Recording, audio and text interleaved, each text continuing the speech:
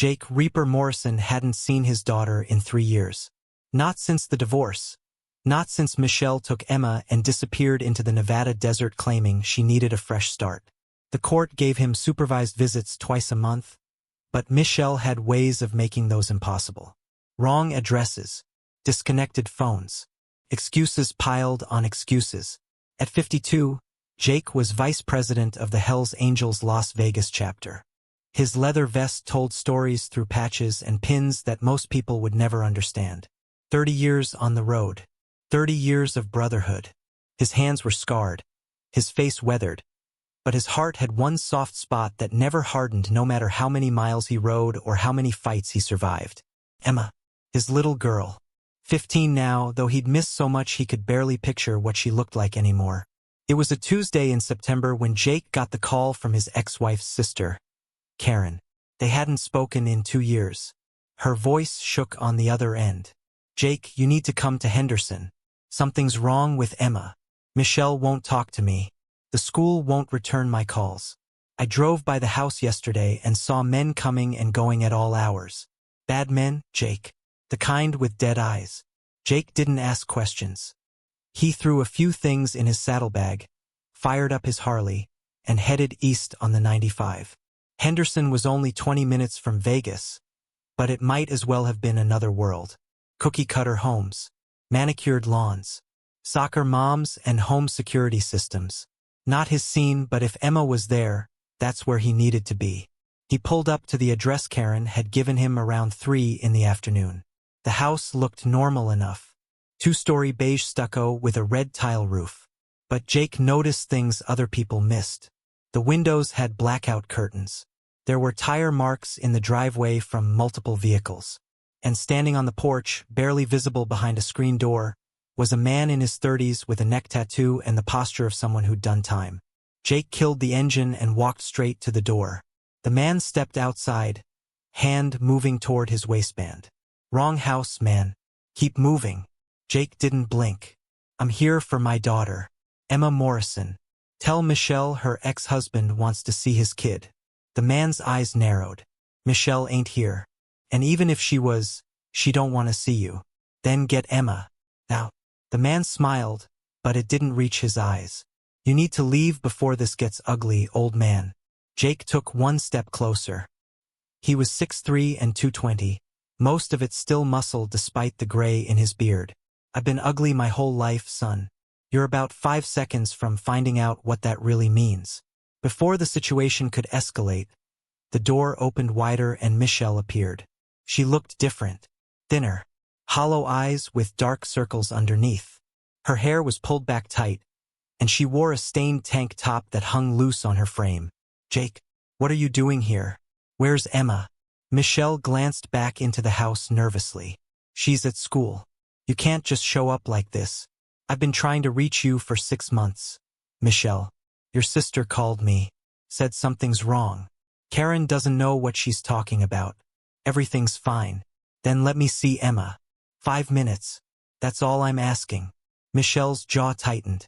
You don't have rights anymore, Jake. The court gave me visitation. You're the one who's been dodging it. The man with the neck tattoo stepped between them. Lady said leave. So leave. Jake ignored him, keeping his eyes locked on Michelle. I'm not going anywhere until I see my daughter. Michelle's face twisted somewhere between anger and fear. Fine. Meet her after school tomorrow. Henderson High.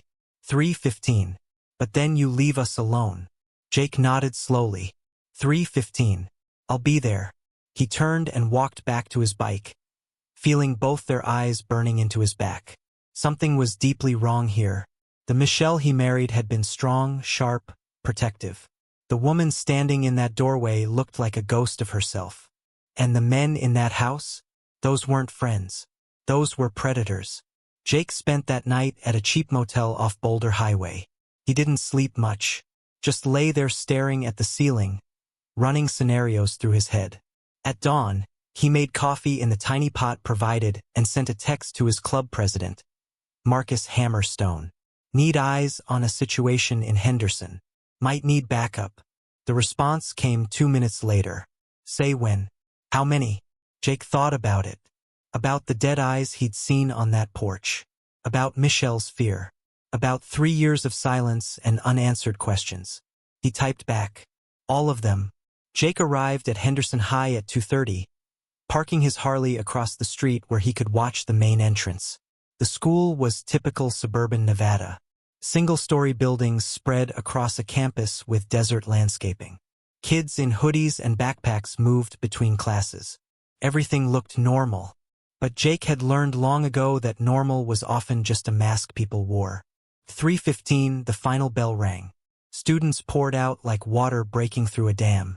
Jake scanned faces, looking for Emma. He had an old photo in his wallet, but 3 years could change a kid completely at that age. Then he saw her. She walked alone, head down, hands shoved deep in the pockets of an oversized black hoodie, despite the September heat. Her dark hair was shorter than he remembered, cut blunt at her shoulders. Even from across the street, Jake could see she'd lost weight. Her jeans hung loose on her frame. Emma. Jake started to cross the street when he noticed something that made his blood run cold. A silver Lexus pulled up to the curb 20 feet from where Emma walked. The back door opened. A man in his 40s stepped out. Expensive suit, slicked back hair, gold watch that probably cost more than most of these kids' parents made in a month. The man said something to Emma. She stopped walking, shook her head. The man stepped closer, his voice too low for Jake to hear, but his body language clear. This wasn't a request. Emma's shoulders slumped. She looked around like a trapped animal searching for an exit. Then slowly, reluctantly, she reached into her hoodie pocket and pulled out a small plastic bag. Even from across the street, Jake recognized what it was. Pills. Dozens of them. Probably oxy or fentanyl based on the color. The man took the bag, examined it, then handed Emma a roll of cash. She stuffed it in her pocket without counting it. Without looking at him, the man leaned in close and whispered something in her ear. Emma flinched like she'd been slapped. Then the man got back in the Lexus and drove away. Jake's vision tunneled. His hands clenched into fists so tight his knuckles cracked. He'd seen a lot of evil in his life, done things he wasn't proud of. But this? Watching his 15-year-old daughter get used as a drug mule by some piece of trash in a $1,000 suit? This was different. Emma turned to walk toward the parking lot, and that's when she saw him, standing across the street. Their eyes met. The cash fell from her trembling hands, bills scattering across the pavement in the desert wind. Her face went white. Her mouth opened, but no sound came out. Jake crossed the street in 4 long strides. Emma, he said quietly. She stepped back, eyes filling with tears. Dad, I can explain. Please don't. Please. Who was that man? Emma shook her head violently. You can't be here. They'll hurt Mom. They'll hurt me. You have to go. I'm not going anywhere. Emma's tears came fast now, streaming down her face as she tried to gather the scattered bills from the pavement. Dad, please. You don't understand. If they see you talking to me, they'll know. They have people watching. Jake knelt down beside her, helping collect the money. His hands were steady even though rage burned through every nerve in his body. Tell me everything. Right now. Emma's voice broke into sobs. Mom got in trouble. She owed money to these guys. A lot of money. They said they'd kill her if she didn't pay. So they gave her a job. Distribution. But then she couldn't do it anymore because the cops were watching her. So they said I had to do it instead. How long? 6 months. Every day after school. Sometimes during lunch. They give me the pills in the morning. I sell them to students and adults they send. Then I give them the money. Jake's jaw clenched so hard he thought his teeth might crack. And the school? The teachers? Nobody's noticed? Emma wiped her eyes with her sleeve. They have someone inside. A security guard. He makes sure nobody asks questions. Anyone who gets suspicious has an accident or gets transferred. A teacher tried to report something last month. She got fired the next day. They said she was stealing. What about the police? Emma laughed bitterly. The police? Dad, half the cops in Henderson are on their payroll. Mom tried to call them once. 2 officers showed up at our house an hour later and told her if she ever called again, They'd arrest her for possession and put me in foster care. Jake stood up, pulling Emma to her feet. His mind was already working through scenarios, cataloging threats, planning moves. We're leaving. Right now. I can't. They have Mom. If I don't show up with the money tonight, they'll hurt her. Then we get your mom too. Emma shook her head desperately. You don't understand. These aren't street dealers, Dad. This is organized. The man in the Lexus? That's Mr. Vance. He's a city councilman. The guy who gives me the pills every morning? He's the assistant principal. They're everywhere. In the government, in the schools, in the police. We can't fight them.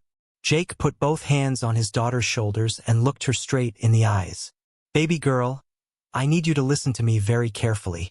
I've spent 30 years riding with brothers who would burn this whole city down for one of our own. You're not just one of our own. You're my daughter. And nobody. Not some city councilman, not corrupt cops, not an army. Puts my little girl in danger and walks away from it. If you're still watching this and rooting for Jake and Emma, take a second to subscribe to the channel. Because what's about to happen next? These people have no idea what they've started. Emma's eyes searched his face. What are you going to do?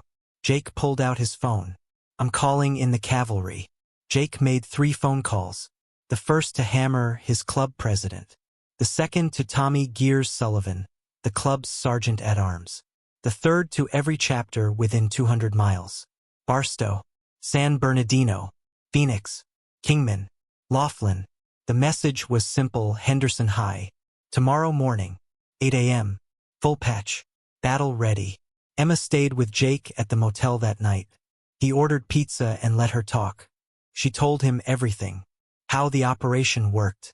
How Mr. Vance ran the whole network through the school system. How the assistant principal, Derek Chun, recruited kids from broken homes. Kids whose parents were addicts or in debt. Kids who had no choice. There were 12 students being used as mules. All between 14 and 17. All terrified. All trapped. Did you try to tell anyone? Jake asked. Emma stared at her half-eaten slice. I told my best friend, Kayla. She said I should run away. 2 days later, Kayla's house burned down. Her little brother was inside. He barely survived. After that, I stopped talking. Jake felt something cold settle in his chest. Something beyond anger. This was clarity. Purpose. The next morning, Jake and Emma arrived at Henderson High at 7:45. The parking lot was already filling with cars. Students milled around, laughing, shoving each other, living normal teenage lives. They had no idea what was about to unfold. Then the sound came, a low rumble that grew louder and louder until it shook the ground. Parents stopped talking. Students turned to look. Teachers came to windows. From the east, west, and south they came. Motorcycles. Dozens of them. Then hundreds. A sea of chrome and leather and thunder that rolled into Henderson like a storm the desert had never seen. Hell's Angels from every chapter in the Southwest. Men and women who dropped everything and ridden through the night because one of their own had made the call. They filled the parking lot, lined the streets, blocked every entrance and exit. 200 bikers, engines rumbling in perfect synchronization, all wearing their colors proudly. Jake stood at the front, Emma beside him. Hammer pulled up next to them, killing his engine. This the place? Hammer asked. This is it. Hammer looked at the school, then at Emma. Which one's the assistant principal? Emma pointed to a man in his 30s walking quickly toward the main building. Phone pressed to his ear, panic written across his face. That's Chin. He's calling for backup. Hammer smiled coldly. Let him call. We've got all day. The bikers dismounted. They didn't draw weapons. Didn't threaten anyone. They simply stood there, a wall of leather and steel, making it clear that school was not opening today. Not until every corrupt official, every dirty cop, every predator who turned children into drug mules was exposed. Within 20 minutes, the police arrived. 8 squad cars, lights flashing, sirens blaring. Officers poured out, hands on their weapons, demanding the bikers disperse immediately. Hammer stepped forward, hands visible, calm as Sunday morning. We're not breaking any laws, officer. We're just concerned citizens exercising our right to peaceful assembly. We have reason to believe children at this school are being exploited. The lead officer, a sergeant with a thick mustache, sneered. You have 5 minutes to clear out before we start making arrests. Jake pulled out his phone. That's when things get interesting, Sergeant. Because I've got 3 local news stations on speed dial. Plus about 50 bikers with cameras already streaming this live to social media. So go ahead. Start arresting people for standing peacefully in a public space. I'm sure that'll look great on the evening news. The sergeant's face reddened, but he didn't move. That's when Emma stepped forward. She was shaking, but her voice was clear. My name is Emma Morrison. I'm 15 years old. For the past 6 months, Derek Chun, the assistant principal, has forced me to sell drugs to students and adults. He threatened to hurt my mother if I refused. There are 11 other kids just like me. We're all terrified. And nobody will help us because the people running this operation are city officials and police officers. The crowd of parents and students had grown silent. Phones were out, recording everything. She's lying, Chun shouted from the school entrance. This is harassment. Call your captain, Sergeant. Get these criminals out of here. The sergeant reached for his radio, but before he could speak, another vehicle pulled into the parking lot. Not a police car. A black SUV with government plates. 2 FBI agents stepped out. A woman in her 40s and a younger man with sharp eyes. The woman held up her badge. Special Agent Rebecca Torres, FBI. We've been investigating corruption in Henderson for 8 months. Who's Emma Morrison? Emma raised her hand shakily. I am. Agent Torres walked straight to her. We need you to tell us everything. Names, dates, transactions. Everything you know. Emma looked at her father. Jake nodded. Over the next 3 hours, Emma talked. Then the other 11 kids came forward, their parents behind them, and they talked too. Agent Torres and her partner took statements. Photographed evidence. Made calls. Meanwhile, the 200 bikers stood guard, making sure nobody left, nobody interfered, nobody intimidated the witnesses. By noon, FBI agents had arrested Derek Chun, 3 security guards, 2 Henderson police officers, and were serving warrants on Mr. Vance's home and office. Michelle was brought in, given immunity in exchange for testimony. She broke down when she saw Emma, sobbing apologies. Emma hugged her mother tight, and Jake stood behind them both, his hand on Emma's shoulder. The story exploded across national media within hours. Henderson High became ground zero for one of the largest corruption investigations in Nevada history. 18 months later, Jake pulled up to a different house. Not the beige stucco prison in Henderson, but a small ranch-style home in Boulder City with a view of Lake Mead. Emma had picked it out herself. Said she wanted to see water every morning when she woke up. Something peaceful. Something clean. Jake knocked on the door, helmet under his arm. Michelle answered, looking healthier than he'd seen her in years. She'd been through rehab, gotten clean, started working as a counselor for at-risk youth. The haunted look in her eyes was gone, replaced by something Jake hadn't seen in a long time. Hope, she's in the back, Michelle said with a small smile. Been waiting for you all morning. Jake walked through the house, noticing the changes. Photos on the walls. Actual furniture instead of empty rooms. A kitchen that smelled like fresh coffee instead of fear. Emma sat on the back porch, laptop open, textbooks spread around her. She'd turned 17 2 months ago. Her hair was longer now, healthier. She'd gained weight, filled out. But the biggest change was in her eyes. They were clear. Focused. Alive. Hey, old man, she said without looking up. You're late. Traffic on the 95. What are you working on? College applications. Early decision deadline is next week. Jake sat down beside her. Where are you thinking? Emma closed her laptop and looked at him. University of Nevada, Reno. They have a great criminal justice program. I figure after everything that happened, I should do something with it. Maybe become a prosecutor. Go after people like Vance and Chun. Jake felt pride swell in his chest. Your mom must be proud. She is. But I wanted to ask you something. Anything. Emma's voice softened. Would you walk me across the stage at graduation? I know Mom will be there too, but I want you both. You came for me when I needed you most. You brought 200 men to stand up for kids nobody else cared about. That meant everything, Dad. Jake's throat tightened. He wasn't a man who cried easily, but this came close. I wouldn't miss it for the world, sweetheart. The trial had ended 4 months ago. Vance got 23 years. Chun got 18. 5 police officers were convicted. The entire Henderson School District had been placed under federal oversight. And the 12 kids who'd been used as mules? They all got therapy, support, and a second chance at life. Emma stood up and hugged her father tight. Thank you for not giving up on me. Jake held his daughter close. Never. Not in this lifetime. Behind them, Michelle watched from the doorway, tears streaming down her face. Not tears of pain this time, tears of gratitude. Because sometimes the most broken families find their way back to each other. Sometimes the monsters lose.